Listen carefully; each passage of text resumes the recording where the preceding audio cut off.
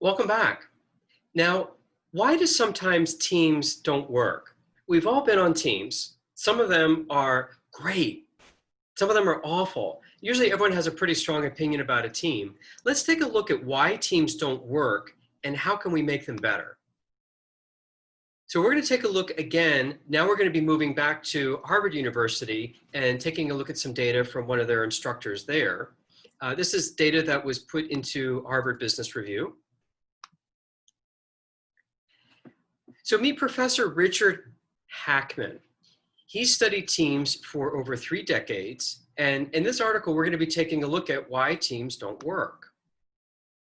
For starters, leaders assume that teams are the best way to get the job done. Well, why don't we question that wisdom by doing some research? Here's what the research shows. Most teams actually don't even agree on what they're supposed to be doing. Here's a solution to that. One, the leader must set strong and clear direction. They must be very disciplined on who is on the team. They have to make an impactful team launch. You must have a team launch. Now, without the above 3, you're not going to have success.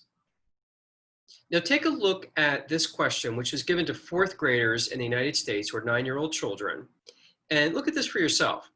When people work together to build a house, will the job probably A, get done faster, B, take longer to finish, C, not get done? Now, what we're doing as a community is saying to children that teams are better. So this messaging starts very early in life. And so the answer was get done faster. But as we get older and we're on more teams, we kind of think to ourselves, well, I could see it taking a lot longer, or I could see it not being done at all with people not coordinating, fighting, someone's trying to take over, there's more than one boss, people aren't on the same page, they don't have a cohesive plan. So as we get older, we actually take a look at B and C might be the right answer. Well, how do we get the answer to be A? Well, here also is what research shows, that teams underperform despite large budgets. Even strong and cohesive teams are in competition with others, which is why they might not perform well because another team's doing even better. You know, coordination and motivation can degrade the benefits of collaboration. So even if they are collaborating, coordination and motivation could be dropping within the team. And sometimes teams are often worse than no team at all. So they're not just perfect because it's a team. Here's some success for teams. They need to be real, which means that the teams must be bounded together. They must be united. You also have to know who's on your team, and you have to set clear boundaries on what the team is doing. Now, interestingly enough, 120 top teams around the world were surveyed.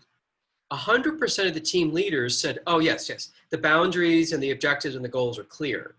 However, those same team members, they're members on the team, less than 10% of them agreed who is even on the team. So big communication disconnect. And here's how leaders actually contribute to the failure. They'll put unqualified people on the team. Maybe they want to be diverse, so they'll put in people that represent diversity, but they're not actually qualified to be on the team because they don't want to appear like they're excluding people. They might put unqualified people on the team for political reasons, and they're not qualified either. They could be afraid to remove members who don't belong because they don't want those ramifications, and now you have a dysfunctional team. So here's 3 steps to having a great team. You have to designate what's called a deviant. This is someone who disagrees with you. So this is one member, you only need one, just one, not too many, just one, who is going to challenge the team's desire for too much homogeneity. That means everyone being the same. We don't want a whole bunch of yes men and yes women on the team. We need someone who's going to really question and challenge the team. Why are we doing it that way? Why are we going in that direction? Why can't we look somewhere else? You actually need that person because they increase creativity. We also want to avoid double digits, which means no more than 9 people on a team. Over 9, the links, the intercommunication between each team member grows exponentially and it becomes unmanageable. We want to keep the team together, meaning an established team or been together for years works better than constantly changed teams. So if you got a good team, keep them for years. Here are things that will destroy teams, and these are people that you don't want. People who just don't like teamwork, people who are unwilling to find collective solutions, people who feel that meetings are boring, You want to keep them off the main team, but you can debrief them privately if you actually need their input. Here's how you create a compelling team direction. There is no one right way. Now, that's good because you can be an individual. The direction is going to be set by the team leader. It can be set outside the team, like a consulting firm, or the team within itself could set its own direction. So it doesn't matter which one it is.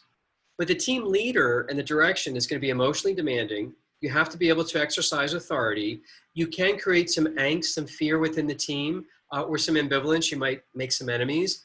You need to be emotionally mature, comfortable with awkward conversations, assume personal responsibility for the success or failure of the team, and you're going to be taking on some risk. And here's how you coach groups.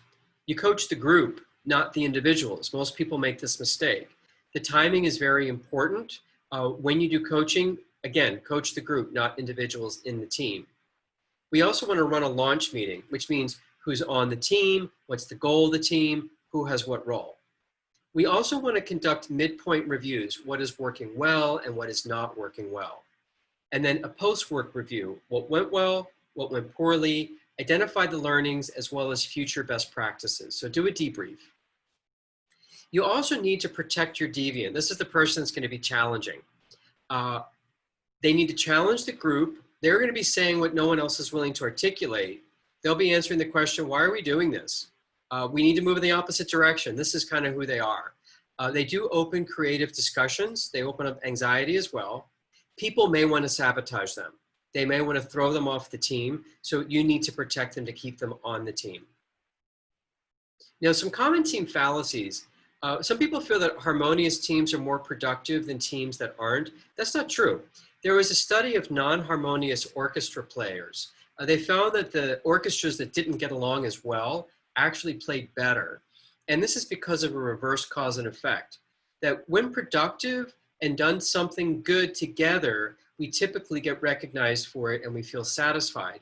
It's not the other way around. So if they don't get along and they perform well, then they feel better afterwards. So the post mood of the orchestra after the performance is a better indicator of how they actually did. Here's some more team fallacies. Bigger teams are better than smaller teams because of more resources. As teams get bigger, the links between the members go up exponentially, and you need to manage those links. It becomes too much work. So large teams actually become a waste of time. And again, no more than 9 members per team. Some more common misperceptions: as teams become comfortable and familiar with each other, they start to accept each other's faults and performance drops. That's actually not true. The true problem is that teams don't get enough time to get to know each other. So it's important to have long-term teams. Newness is actually a likability. A lot of people want new blood in the team, but we're going to take a look now at a case study on commercial airline crews. This is from the U.S. National Transportation Safety Board. 73% of negative incidents occurred on a crew's first flight of flying together. The first day of flying together, they had problems. They had no chance to explore how to operate as a team, and 44% of the incidents actually took place on the first flight of the first day. NASA did a study, this is an interesting one, fatigued crews. They were tired and they had a work history of working together long-term. They actually had 50% less errors than new crews who had rested pilots who had not flown together before. So that says something for long-term teams. So long-term performance for the best, how do you actually prevent complacency? Because teams that are together for a long period of time might get complacent. Well, again, bring in the deviant. So we want to keep one team member who's always going to be constantly challenging the team and taking that counterpoint of view. They're going to keep that creativity up. They're going to keep those new ideas flowing. The originality is going to be increasing. The teams that have deviants actually outperform teams without them. So we kind of want that negative pessimist. They do tend to be unpopular. They do raise anxiety in the team, and members may want to have them removed, but don't permit that. Now, the group launch is very, very critical. There was a case study of 27 different organizations. So they looked at children's theater companies, mental health treatment companies, beer sales and delivery companies. And what they found was that the first group meeting, strongly impacted the entire team life cycle. This establishes where the group's going. This establishes the relationship between the team leader and the group, as well as the basic norms of conduct. So you tell people who's on the team, why they're on the team, what each person's role is, and what the goal of the team is, and what the rules of the team are. How do we conduct each other? So now we'll take a look at the 5 steps towards building a team according to Harvard. Step 1, the teams must be real. So again, we need to know who is on our team. Surprisingly, most people don't. We need to know who's not on the team, and the team leader must make this clear to everyone. The teams are going to need a compelling direction. So the members need to know and agree on what they're supposed to be doing together. You would not believe how many people get this one wrong. They really need to pare it back to you. What is the goal of the team? I would actually have them do an exercise saying, what is the goal of this team and who is on the team? And do that in the beginning because you usually get these mistakes at the end where people find out later, oh, I didn't know why I was on this team. Now, without clear direction, there is risk that members will pursue different agendas. So if they're not clear on what they're doing, they might do something else. Step 3 is that teams need enabling structures. So you have to give them clearly defined tasks, like write them down. No more than 9 members to a team. Make clear and enforced norms of conduct.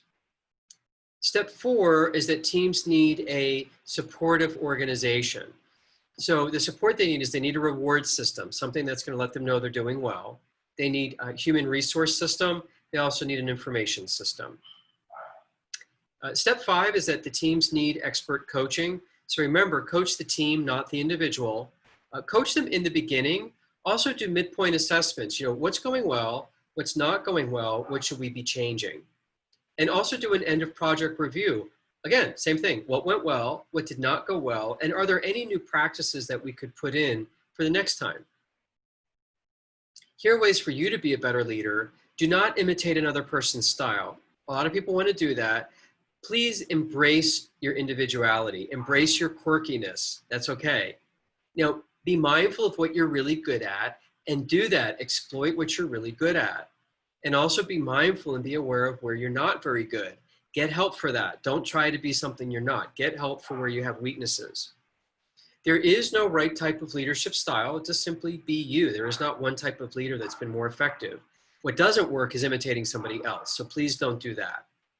The best team leaders actually will improvise and adjust as they go along. So if you start out firm and you find that that's not responding and they're pretty responsible and you want to ease up on them, then do that. Be willing to change your style. Now, here's how companies can impact the team performance. Oddly enough, the best human resources departments are actually worst for teams. The reason is HR focuses on guiding, directing, and correcting individual behavior. They develop the right people the right way. But the problem is that it's individual focused, it's not team focused. So they're really not set up to do it the right way. So here are some team coaching best practices. Make sure that you run a launch meeting. Again, and I'm repeating myself on purpose because these are very simple, but people miss these all the time.